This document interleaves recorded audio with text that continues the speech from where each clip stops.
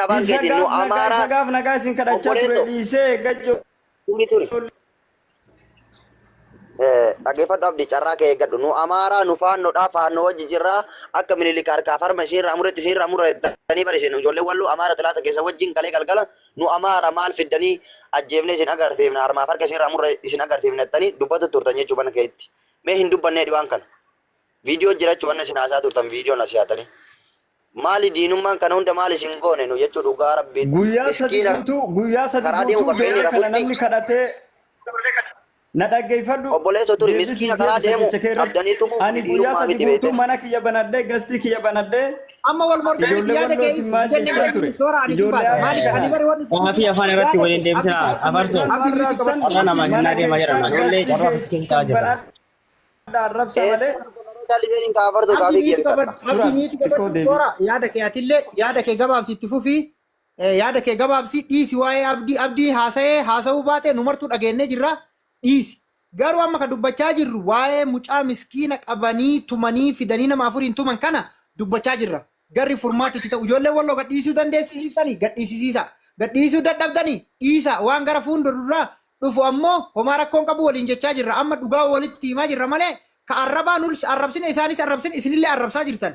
Ammallee kaleessallee wal arrabsaatan taktaakii kanarraa ganda guutuu wal arrabsaa. Ijoollee walloo maaliif miskiina qabuun barbaachisee jechaa jiraan. Yaada kee toppikii kiyyarraan bayna. Wal mormii miti. Afartoo dhaggeeffadhu bare amma abdiin faa ijoon namni hunduu sibira taa'ee asii amma akkana hin dhaabna naga mucaa gadhiifna ni haasa'an malee achi deemanii mari'atanii bari kama hafeeyyuu qabaa irratti hojjedhaa jechuu jiranii beektee ayyaanni kiyya kanuma waan biraa yaada baay'een qabu maali wanni nurratti hojjetan kuni jechuu barbaada miskii namaa dararan yaada biraan qabu an fixadhe. Malatu ulfaadhu miiti qabadhu okay miira keessa taati miiti qabadhu. Soora. Jookar itti fufi. Hafarso nama kabaji walloo as jala nama tokko gadi buusa gasha nama kabaji walloo jala kana laalati gasha ol. Ammoo wanni beekuu qabdan namni abdi jechaa jirtan obboleessu nama nagala labaa ture. Nama kabaji nama inni jedhu gasha. Kabaji walloo nama kabaji nama inni jedhu. Kabaji walloo nama jiru laala gasha. Nama nagala labaa ture malee nama ijoollee walitti buusaa ture. Jookar itti fufi. Ayyaa galchani warri modeetaraa hin galcha abdi miiti qabatu. Jookar itti fufi maal jedhu. Anis yaada guddaan qabu afarso sagaleen kiyyan dhagamaa miti xiqqoo shafakaan kiyya dadhabaadha. Gabaabsi itti fufi.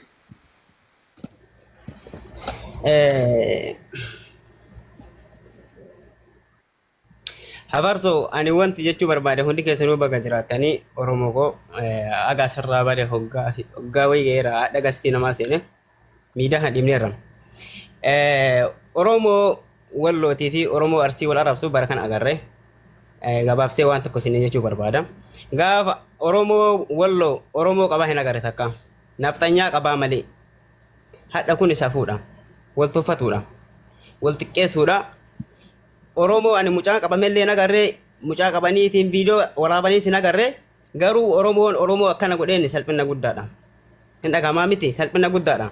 Jarana ufii keessanitti qaanfadha waan jedhe Jawaar Muhammad ganda keessanii abbaan magandaati hidhataa jedhan gaafa abdii bilisummaa kan arge gaafa inni Arsii arrabsu nama shan ta'eetiin uummata Arsii akkana godhaidha. Ammoo Arsii dhageettanii walloo Arsii arrabsitu wallaahi mucaa kanarraa arge takka hoggaa shan asirra jira miidhaa kana gubbaa Arsii fi walloo wal arrabsitu takkaa hin agarre ammoo Oromoo qabdallee marraa kana qofa agarre jechuudha. Ummata walloo ijoollee walloo amata shan wajjin jira. Arabni keessanii kana bira jirti. La ani saniif hin jenne beeyta maaliif ennaan Arsii walloo fi Oromoo fi Arsii fi walloo wal arrabsitu bara kan argee sin jedhaa jira. Oromoo taatee bara nama qabdee Oromoo akka ofii qabdee waa gootullee bara kan agarre.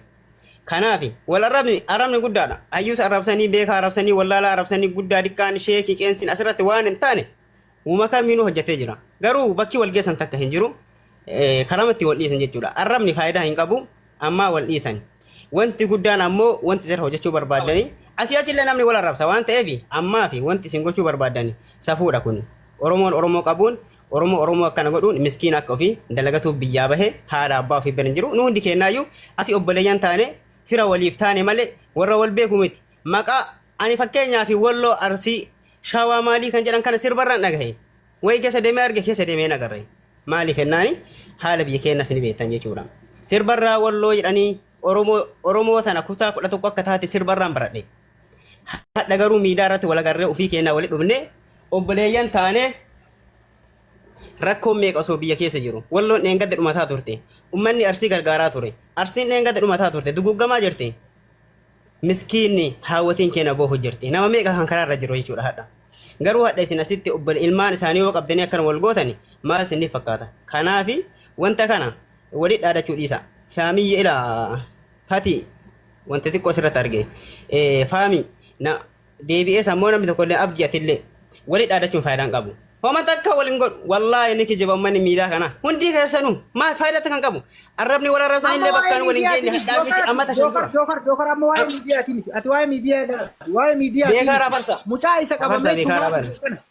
isa qabamee tumaa fidanirraa dubbataarra abboo yaakii waan nufi feetanii naasawina sinigalee homaa fidanii isin agarsiisanii mi homaa fidanii isin agarsiisanii mi kunoo viidiyoo arsiin kana siin jedhanii mi arsiin kunoo katumamaa kana siin jedhanii mi kamiin ati homaa fidan jette hanga yoomii homaa fidan jette haga ila farso anil marsiti bari carraa kabaji wallo kaji nuti ilmarsi anil marsiti bara bo carraa mucaa kana anil marsiti waan ta'eefi carraa mucaa homaa wal jenne nama hedduu samaan taate hinfita dhaqwa anil marsiti kan kana jedhaa jiru mucaan kan qabameeru arsiidha kan qaballee oromoodha kan qabamellee oromoodha wanti godhuu qabdan amma kuni safuudha oromoo qabu hin agarre wallo oromoo qabdu hin agarre ta'ullee kuni safuudha waan ta'eefi mucaa kana furmaa hetti godhaa malee wanta akka nutti hin deemne dhoogaa malee akkamii asirratti teettanii walitti dhaadattanii walitti hin dhaadatina wanta kanatti furmaata godhaa isin jedhaa jiran gartee galatu nadii itti fufi carraan kan nadii hin barbaadu dubbatina kana biraati kennaati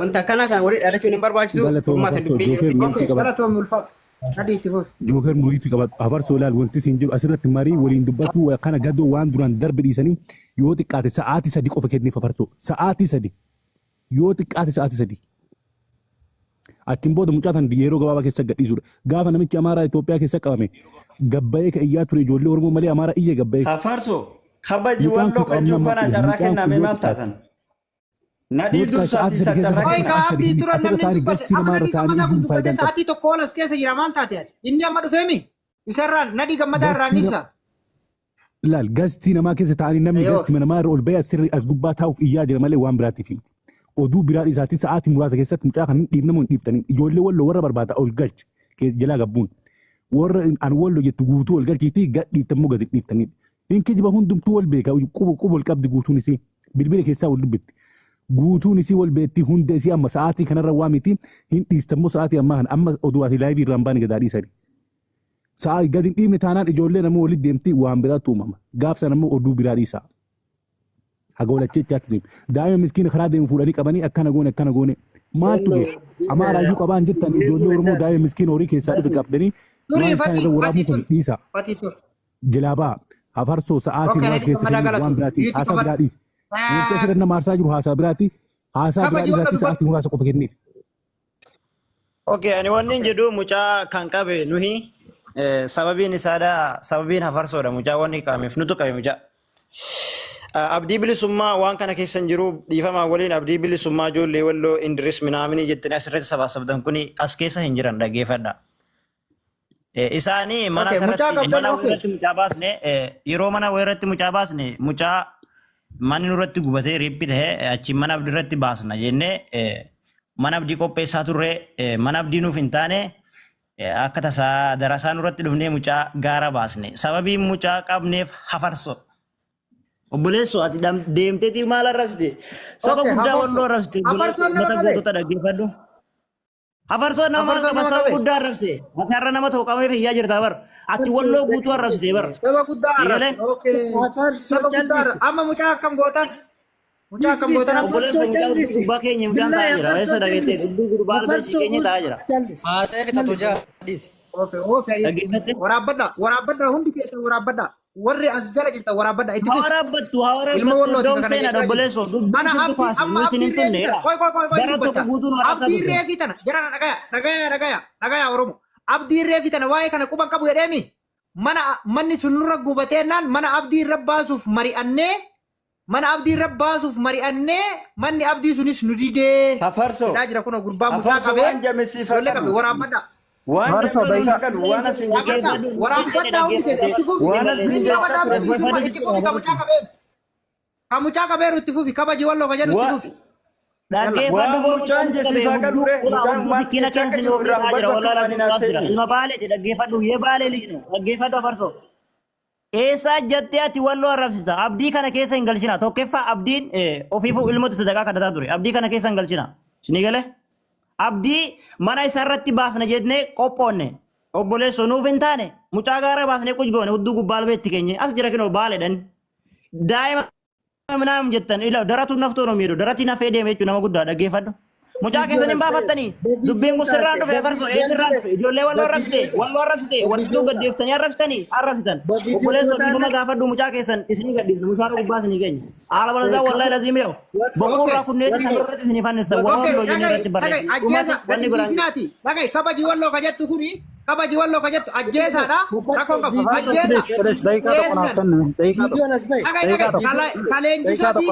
kaleenjisoo dhiigaa gadi garagalchitanii arusii harree saltu arusii mililikaa harmarraa fixe sun isinitti hin dhagayamini kaafee harmarraa fixe suni keessa sun faaruudha dhalaadha rakkoon qabu ajjeesa surree hidhatta mee kabaji walloo ka jettu kuni kabaji walloo ka jettu kuni wallahi kakadheesimaan kakadheesimaan ajjeesi mucaa kana torbee keessatti nama 3-4 gorra'ee yoo ani akka afarsaatti lubbuu kiyya aarsaan godhin an dhiira miti taa'een fincaaya daqiiqaa tokko naaf laaddume afarso kijiba ati nama sadi wallahi daqiiqaa tokko naaf laaddamu gadi bu'u miskiina ee mucaa miskiina dawwara qaba mucaan kara deema duratuun naftoo isinirraa gadi bu'uun moo nuuf kennitan carraa jaran fidi mucaa sana mee fidi mucaa sun daratti naffa'ee deema fidi mee fidi amma afarso daqiiqaa tokko naaf kennu kuno mucaan sun kana kijiba noofini mucaan sun kana jedhi viidiyoo ay baasi kijibduudha kabaji walloo dhaggeeffadhume warra baaleeti sababii kan kee qabame dhumate afarso dhaggeeffadhume daqiiqaa tokko kabaji walloo meena dhaggeeffadhu afarsoonis yeroo tokko mee daqiiqaa tokko miyuutii naa qabadhaa mee hundi keessan daqiiqaa tokko rakkoon hin jiru. Kamucaa qabeessa asuma jira waan ta'eef wanni keessaanis walitti bilbiluun jiru asuma waliin haasofna akka namoomaatti gaayoo wal kabajne yoo akka namoomaatti wal kabajne akka biyyummaa tokkottis kabaja walii qabaanne hafarsoo mucaa kana bakka bu'uu hin danda'u kabaji walloo miyootii qabadhume kaamma seente kun kabaji walloo hafarsoo mucaa kana bakka hin bu'u mucaan kun miskiina akka kee dalagatu akka kiyya dalagatuudha yoo barbaachisaa ta'e afarsoon dhiifama gaafates gaafachuu baates faayidaan inni qabu jira natti hin fakkaatu ani akka ilaalcha mataa kootiitti fedhe haa gaafatu fedhe gaafachuu haa dhabu arrabsoon ammoo gama lachuutiin ture eeyyee gama lachuutiin ture walloonis arrabsamaa ture arsiinis arrabsamaa ture arrabna arrabuun ana biratti kadhagaan sidhee ati dhadhaan hin dhooftu dhagumaa dhoofta malee deebistee lachuu wal arrabsaa ture waa'ee arrabaa dhiifnee kabaji walloo mucaan kun ilma Oromooti hanga fedhe tokko ta'u afaan Oromoo dubbataa Oromoo akka keetiiti maqaa afarsootiin afarsoo as gubbaa taa'ee of danda'ee dalagatee nagaan jiraachaa jiru miskiinni re'ee dalagatu qabamuun ana biratti yakka osoo gaddiiftanii yaada jedhuun qaba afarsoonis mee dhaadannoo adiifnuuti isiniin bakka nagaa jirtanii dhaadachaa jirtanii mucaan kun qabamee jirammooti please mee yeroo takka daqiiqaa tokko fatii daqiiqaa tokko kaafitan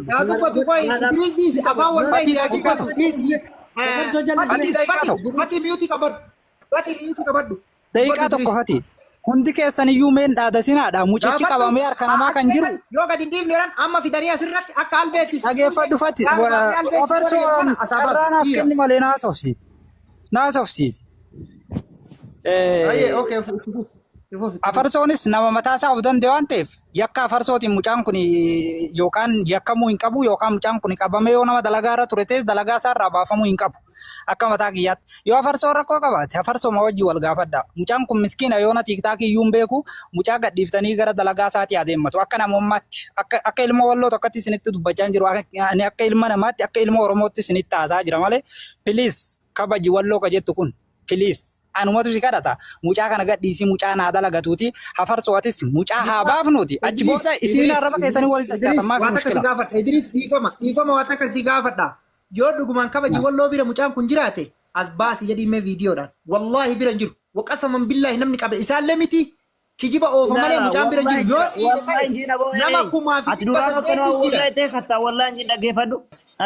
nama kumaa fi dhibba saddeeti jira as baasi Asbaasi ka asbaasi kun mucaa nama kuma ila dhagai nama kuma sagali silaalaara nama kuma fi dibba sagali silaalaara asbaasi video bani asbaasi akkuma kalee nama 70 irratti fidee albeera nama yeroo kaase video asii baasa wallahi lazim bakka dugu bawaramen leen argite jechu sii galee ijoollee wallo nama gaafa dhuun gaafa nama kuma lama si dhageeffataara asbaasi hinki jibini nama kuma lama miti nama kuma kudhan haa ta'u wallahi sin baasu yoo dhiifama gaafatte malee kidoo mucaanas jira hirootiin kan koo kabajeen qabnee sin jiran jala kana ajjeesi dhiira ati dhiira ajjeesi ati dhiira hinduan bahu himbaanse dhiifama gaafattu malee hinduanse hindoomitti daballa wallahi itti baay'isna hindoom kabiraa qabnee sin itti garsiisu jirra aruusiin innaataachuu libdaallachuu hin bultan ummata walloo raftan dhiifama gaafatta innaa itti bedaalle ibeda haallo afarso salamtaadin shi dhiifama hin gaafatta innaati libdaalla Gabbas. Idris dhageettee mi gabbuus.